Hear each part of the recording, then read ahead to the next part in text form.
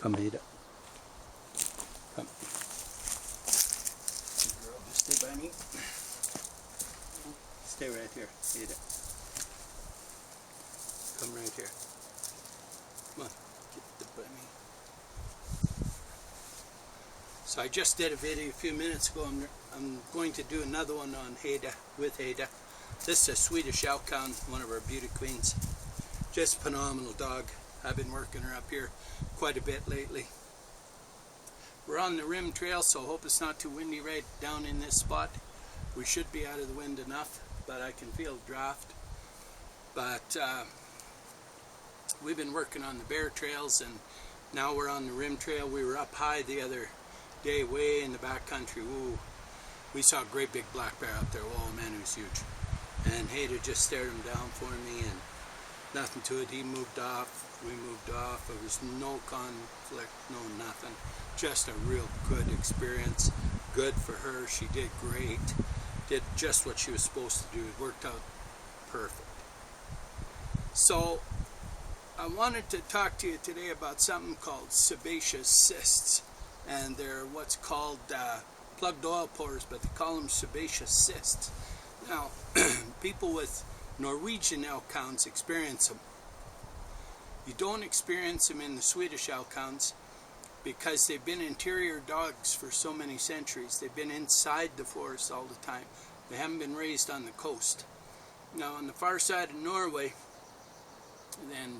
and bottom ends of Sweden and stuff, where the fish are, or a much higher percentage of fish is fed, that creates a bit more oil in the coat.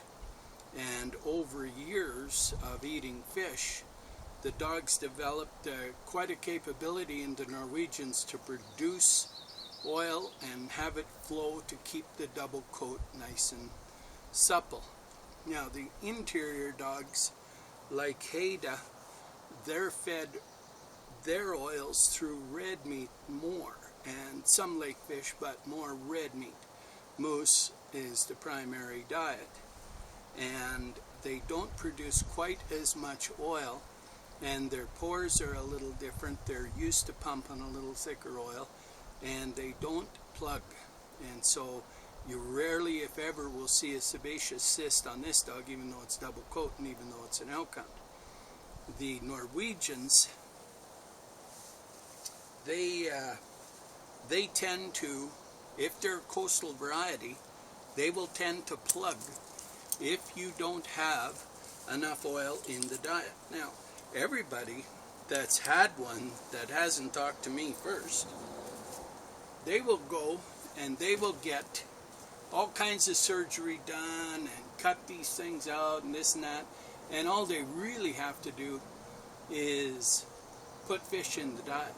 That's really all they have to do. And this is a good girl. Increasing the fish in your Norwegian Elkhound's diet solves that plugged oil pore problem completely. You don't have it anymore. It'll take a little bit to loosen everything up and get everything working again, but they will all disappear.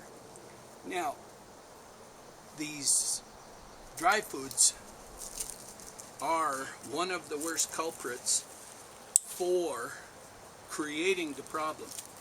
And the problem is created because the oil gets too thick. And so, if you're feeding dry food, you're going to plug the oil pores, guaranteed. And an oil pore will plug, and then it'll keep building up underneath, and you'll have that buildup underneath. Now, it comes up mainly in the back here, simply because that's where the bulk of the oil is secreted to begin with. So if you are listening to a vet say that it's a genetic issue, that's only part of the truth. It's genetic because it's a coastal variety Elkhound. But the problem is not genetic, the problem is the feed. So if you change the feed on a coastal variety of Elkhound, you no longer have the problem. And that pair of Elkhounds can have pups all day long if they're all fed fish. None of them ever have the problem. The problem is not that it's a genetic condition, it's simply a feed issue. But vets can say it's genetic because, yeah, it's in double coat Elkhounds. Well, that doesn't say it's any kind of genetic issue at all. What it is in the coastal varieties of Elkhounds, their oil production is different than if they live inland, if they're an inland variety. Now you can spot an inland dog versus a coastal dog in a heartbeat. All you got to look at is Pretty Boy Leaf, he's a coastal Elkhound, and you look at Bram, he's an interior dog. And they're both the top quality Elkhounds, but they are completely different. And good girl, you just sit. They're completely different. And the coat is much tighter on the inland series. It's much darker. It lies a lot closer to the skin. It's nowhere near that big fluffy coat. And the coastal varieties are big fluffy coats. You can see them. They got big coats. They got lots of oil production, and they require a lot of fish. And you just feed frozen fish. You buy the little mackerels, you buy little sardines, you buy little buy salmon, all that, and just feed them chunks of it frozen. And that will solve all your problems on that. If you take your dog in to get all this surgery and all that done, well, you're just feeding the meter, because that's not solving the problem at all. It'll only clean up a little bit and the problem will surface somewhere else. Go ahead and just start pounding the fish into that dog, and everything's going to resolve just right on the moment. It'll just resolve. And that's all you have to do with that. Now, if that has already occurred, you also have other underlying issues. If you've been feeding dry, you've got what's called cellular damage going on inside the dog. There's irritants in there. The dog is a bit allergic to the food. Dogs were never meant to be eating rice and field peas and lentils and you know, the chrome off the bumper of your car, that sort of thing. You shouldn't feed that stuff to your dog. And those are elements that are causing your dog to have shortened lifespans and have issues developing far beyond the coat system. That coat system is more or less a warning sign that you are poisoning your dog. And so if it's coming up, you've got to, as soon as you feel it, you know, wow, okay, I'm feeding wrong. I got to change. I got to get more fish in here. I got to get more raw meat in here. I got to have fresh bones. I got to do a few things different. And so that is a warning sign. Use it as a warning sign. Now, dogs with those issues on the skin will develop you know, cellular breakdown, and they will develop cancer too. You know, cancer is going to occur because the immune system gets broke down. The parasites are there. The immune system's fighting this because there'll be some type of slow sort of inflammation there, and what'll happen is the immune system's fighting this. Cancer will get a chance to take hold.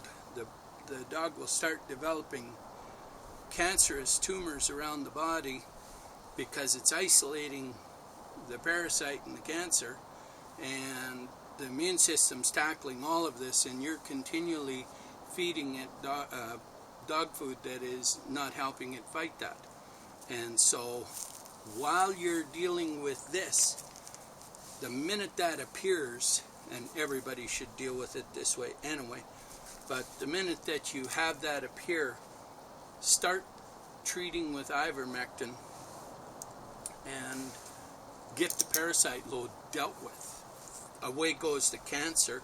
Once you deal with the parasite load, there's no cancer then. And so you eliminate those two things. by increasing the fish, you'll deal with this. The coat will get really nice. Everything will function good. All the joints will function. Everything else. And slowly eliminate all the cheap garbage foods from the diet. And then watch your water. Make sure that your water is good. If you're feeding the dog water that has fluoride and chlorine, you're going to have problems. There's just no doubt about it. And it's a shame if you've got chlorine and fluoride in your water.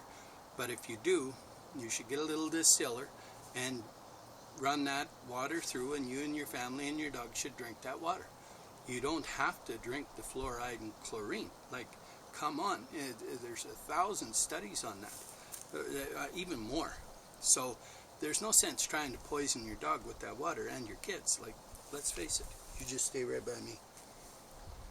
So, but that sebaceous cyst is not genetic. So anybody tells you it's genetic just doesn't know, and there's no harm in not knowing, but they should just educate themselves if they're one of the learned professionals in the industry. But taking any kind of advice about food from a vet is, I mean, not a good idea.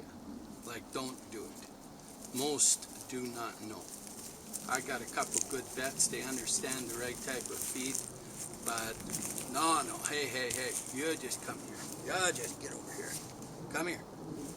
Stay by me here, right up here. Good. I'm not done talking. I'm talking machine. So yeah, that should deal with the sebaceous cysts.